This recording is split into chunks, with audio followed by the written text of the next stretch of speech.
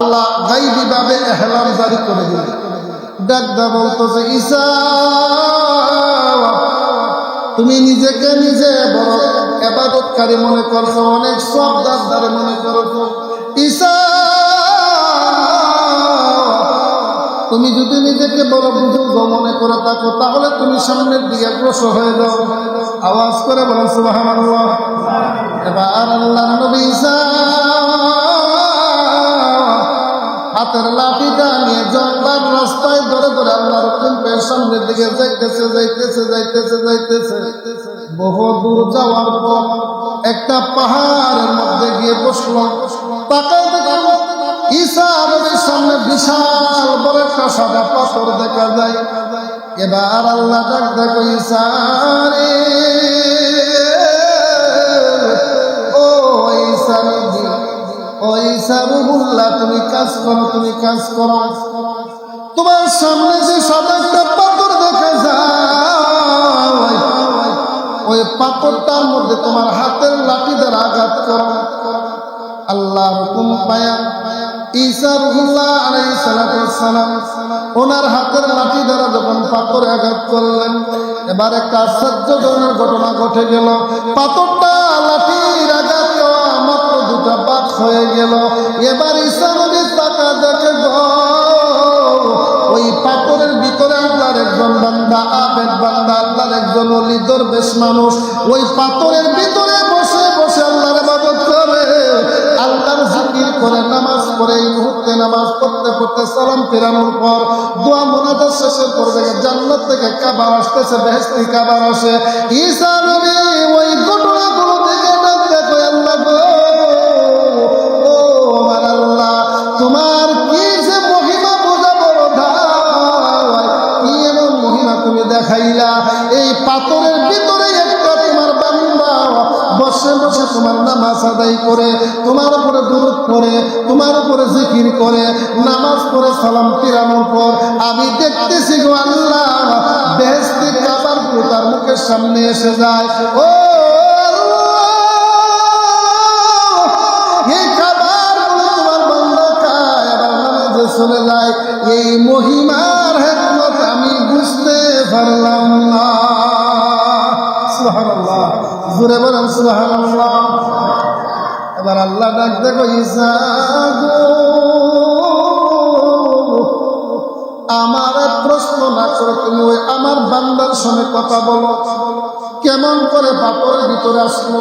তুমি আর আমি যদি মাটির মধ্যে একটা গর্ত করে গর্তের ভিতরে উপর দিয়ে ডাকনা দিয়ে পড়ে যাই, কিছুক্ষণের মধ্যে শ্বাস প্রশ্বাস বন্ধ হয়ে মারা যাবো। পানির নিচে যদি একটু ডুব দিয়ে নিচে চলিয়ে যায়, 2 মিনিট 5 মিনিট থাকার পরে মানুষটা হুয়া থাকবে না। অথচ একটা পাথর, যে পাথরের বাহির থেকে কোনো বাতাস ভিতরে যায় না, সূর্যের কোনো আলো যায় না, চন্দ্রের আলো যায় না, দুনিয়ার কোনো মানুষের শব্দ যায় না, পাথরের ভিতরে কেমনে আল্লাহর বান্দা থাকে। এই জন্য আল্লাহ বলছে, আমার তুমি না জিজ্ঞাসা করে আমার বান্দাকে জিজ্ঞাসা করো কিভাবে সে এখানে আসলো। সুবহানাল্লাহ বলেন।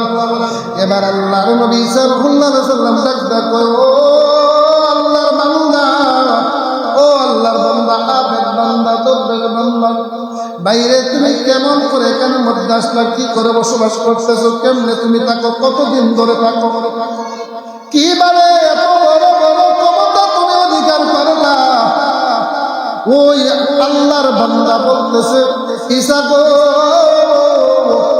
ও ঈসা, আমি অনেক দিন আগে, আমার বয়স যখন 7 থেকে 8 বছর ছিল, ওই সময় আমি পাথরটার মধ্যে বসলাম।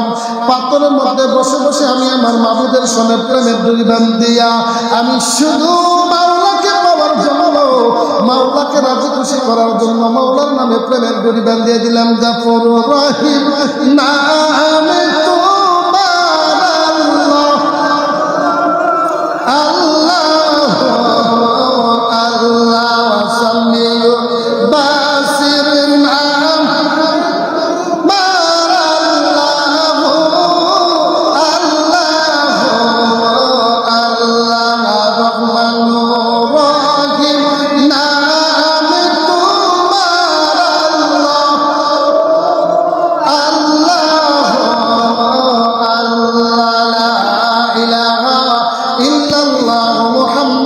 রাসূলুল্লাহ সাল্লাল্লাহু তাআলা আলাইহি ওয়াসাল্লাম।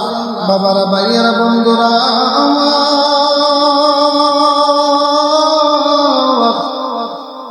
ঈসা নবী যখন আল্লাহর বান্দাকে প্রশ্ন করল, তুমি কেমনে এখানে আসলা, কিভাবে বসলা, কিভাবে খাও, কেমনে তুমি বসবাস করো? ওই আল্লাহর বান্দা কইসা, গো আমি ছোটবেলা থেকে এখানে বসে আমার মাওলাকে পাওয়ার জন্য যখন আমি মাওলার প্রেমে সাঁতার দিয়ে দিলাম, আমার কোনো দুনিয়াদারি নাই, পরিবারের চিন্তা নাই, পৃথিবীর কোনো মায়া মহব্বত নাই। আমি একমাত্র যে আল্লাহ আমার বানাইলো, যে আল্লাহকে আমাকে বানাইলো, যে আল্লাহ আমাকে হায়াত দান করলো, যে আল্লাহ আমাকে রিজিক দান করলো, ওই আল্লাহকে পাওয়ার জন্য, আল্লাহর প্রেমে পাগল হওয়ার কারণে আমি এখানে বসে বসে দরুদ করি, নামাজ পড়ি। পাথরটা কিভাবে বড় হয়ে গেল, কেমনে আমার ডাকনা দিয়ে দিল আমি বলতেও পারি না। আমি নামাজ পড়ে সাজদা শেষ করে সালাম ফেরানোর পর আমি দেখি 3 বেলা জান্নাতি ফলমূল আমার কাছে উপস্থিত হয়ে যায়। জোরে বলেন সুবহানাল্লাহ। আমি দেখতেছি 3 বেলা নামাজের পর সালাম ফেরানোর পরে দেখি খাবার আমার কাছে প্রস্তুত। এবার ঈসা নবী ডাক দেখো, বাজান কতদিন ধরে এখানে বসবাস করতেছে? ডাক দাও ঈসা নবী, 500 বছর ধরে পাথরে বসে বসে আল্লাহর ইবাদত করি। আর এই মুজিজা 500 বছর ধরে এখানে ইবাদত করতেছি। ঈসা নবী আশ্চর্য হয়ে গেল। ডাক দেখো, আল্লাহ আমরা তো দুনিয়াদারি কাজ করি, পরিবারের টেনশন করে, জিনের দাওয়াত দেই। আল্লাহ আর তোমার বান্দার দুনিয়ার কোনো কাজ নয়, কোনো দাওয়াত নয়, একাধারে 500 বছর পাথরে বসে বসে তোমার ইবাদত করে, না জানি তার আমল নামাতে কত নেক দান করছো। এবার জিজ্ঞাসা করে, ও আল্লাহর বান্দা, তুমি এই মুজিজাটা কেমনে হাসিল করলা, এই ক্ষমতা কোথায় পাইলা? এবার আল্লাহর ওই বান্দা ডাক দেখো, ঈসা রূহুল্লাহ, এই ক্ষমতাটা একমাত্র আমার মায়ের দোয়া। ছোটবেলা আমার মা আমার জন্য দোয়া করছে, আর মায়ের দোয়া সরাসরি আল্লাহ কবুল করে দিয়েছে। মার দোয়ার বরকতে আজকে আমি পাথরের ভিতরে বসবাস করি, পাথরের ভিতরে জীবন যাপন করতেছি। এই জন্য বলে রাখি রে বাবা, এই শাবান মাস লাইলাতুল বরাতের চাঁদ, এই লাইলাতুল বরাতের দিন নিসফে শাবান 15 তারিখ 14 তারিখ দিবাগত রাত্রে যখন শবে বরাতের নামাজ পড়বা, আল্লাহ প্রথম আসমান ডাক দিয়ে বলবে, বান্দা এই 14 তারিখ দিবাগত রাত্রে আল্লাহ ডাক দিবে, বান্দা আয় আয় আমার কাছে আয়। সূর্য পশ্চিম আকাশে ডুবে যাওয়ার পর আল্লাহ প্রথম আসমানে উপস্থিত হয়ে যাবে। বান্দাদেরকে মাগরিব থেকে শুরু করে ফজর পর্যন্ত ডাকবে, আয় বান্দা বান্দিরা, আমি আল্লাহর কাছে আয়, আমি আল্লাহর কাছে চাই, তুমি কি চাও, কি চাও, আমি আল্লাহ তোমাকে সব দিয়ে দিব, আমি আল্লাহর কাছে কোনো কিছুর অভাব নাই। এইভাবে আল্লাহ ডাকবে। কিন্তু 3 শ্রেণীর মানুষের দোয়া আল্লাহ ওই দিনও কবুল করবে না। 1 নম্বর শ্রেণীর লোকটা হলো মা বাবার অবাধ্য সন্তান, যেই মা যে সন্তানের প্রতি মা বাবার বদ্দুয়া আছে। 2 নম্বর হলো যারা মদ খায়, গাঁজা খায়, ইয়াবা খায়, ফেন্সিডিল খায়, গাঞ্জা খোর।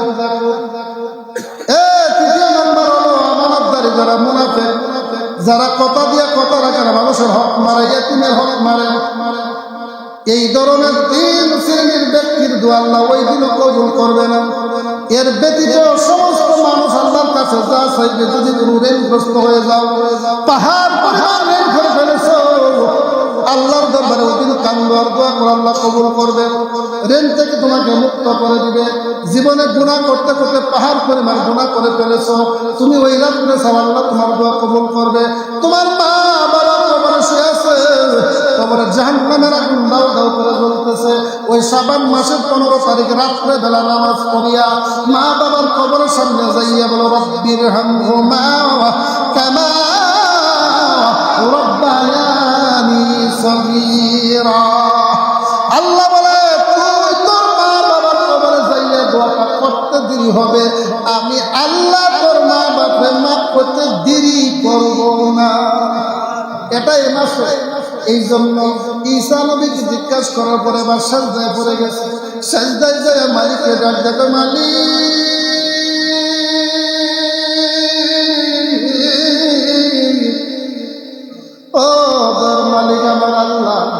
তোমার মহিমা বুঝা বড় দায়। তোমার এই বান্দা 500 বছরে পাথরে বসে ইবাদত করে না জানি কত সওয়াব কামাই করছে। আল্লাহ আমি তো এই সময়টাই কপালে তো নেক কেমনে হাসিল করব। তখন আমার আল্লাহ জানে যে ঈসা রে, ও ঈসা শুনিয়ালো জানিয়ালো, আমার আখির জামানার নবী, আমার হাবিবুল্লাহ নূর নবী যেদিন দুনিয়াতে আসবে, আমার নবীরে আমি এমন কতগুলো রাত প্রদান করব, লাইলাতুল বরাত, শবে বরাত, শবে কদর, শবে মেরাজ, জুমার রাত্র, যদি আমার কোনো বান্দা বান্দি শবে বরাতের রাত্রে সারা রাত্র নফল ইবাদত করে, কোরআন তেলাওয়াত করে, দুরূদ করে, মিলাদ করে, কিয়াম করে, আর সারা রাত্র জাগিয়া থাকার পর পরের দিন রোজা রাখে, এমনকি ফজরের নামাজ পড়িয়া ঘুমায়, আমি আল্লাহ ঘোষণা করে দিলাম ওই বান্দা 500 বছর পাথরে বৈশা যে ইবাদত বন্দেগী করছে, যে সওয়াব কামাইছে, তার থেকে 1000 গুণ বেশি সওয়াব আমি আল্লাহ আমার বান্দা বান্দির আমল নামাতে দান করে দিব। জোরে বলো সুবহানাল্লাহ। দেখছেন এক রাত্র ইবাদত করার কারণে তার থেকে আরো বেশি সওয়াব দিবে একমাত্র আখির জামানার নবীর উম্মতদের। এবার ভাইয়েরা বন্ধুরা আমার, আমরা গুনাহ করেছি, পাপ তো সবাই করছে। মুসা নবী একদিন আল্লাহর কাছে আরজ করে, আল্লাহ ফেরাউনের জ্বালা যন্ত্রণার সহ্য হয়, আল্লাহ তুমি ফেরাউনকে ধ্বংস করে দাও, ফেরাউন আমার প্রতি বেশি জুলুম করতেছে। মুসা নবী যখন আল্লাহর দরবারে দোয়াটা করলেন, আল্লাহ ডাক দেখো, মুসা রে, আমি 4টা কারণে ফেরাউনকে ধ্বংস করি না। আমি জানি ফেরাউন পাপিষ্ঠ, নিজে নিজেকে আনা রব্বুল আলা, নিজে নিজেকে খোদা দাবি করে, কিন্তু মুসা শুনিয়া 1 নম্বর কারণ, তোমার মুখেও দাঁড়িয়ে আছে, ফেরাউনের মুখেও দাঁড়িয়ে আছে, তোমার মাথাও